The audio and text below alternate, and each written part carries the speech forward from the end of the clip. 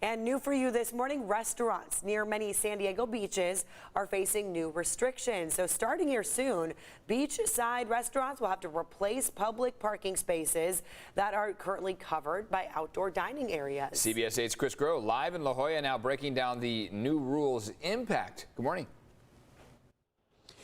Good morning, guys. And if you remember, the city actually went ahead and codified this outdoor dining program. It allowed for restaurants to apply for 2-year permits and pay a fee in order to allow for them to turn parking spaces into outdoor dining spaces. However, those on the coast in the beach areas like here in La Jolla Shores were told to essentially wait on applying for those permits because they needed the Coastal Commission to rule in. And now that we know what that ruling is, it's likely many of these restaurants and businesses are going to be unhappy because last night the Coastal Commission ruled that beach restaurants can use parking spaces for outdoor dining but must replace any and all lost parking spots. The reasoning?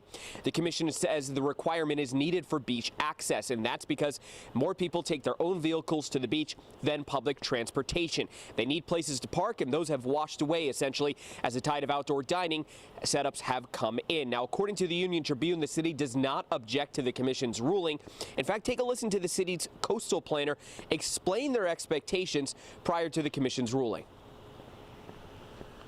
It'll be at the prerogative of the restaurant if they want to apply for it, if they want to pursue it, and then design their eating area to the requirements of the design manual. And if they can demonstrate that they can replace the parking, then they can be eligible for getting the permit. But if they can't replace the parking, and I don't know how familiar you are with San Diego's coastal areas, but I expect more than a few of these restaurants will not be able to provide replacement parking.